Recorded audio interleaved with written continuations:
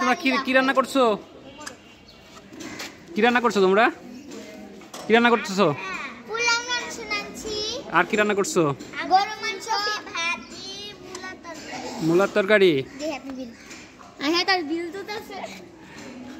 তারপর আচ্ছা, আমরা গেস্ট আসলে খেতে দিবা?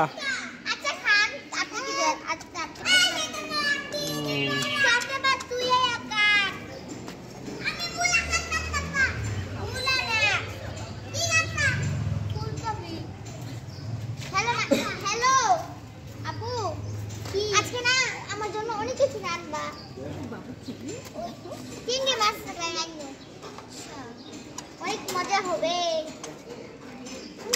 বাবু। ভালো ডাক্তারি আয় খাইলে দেখছো কি করে শাড়ি কি করে বাবু বল বল বয়সে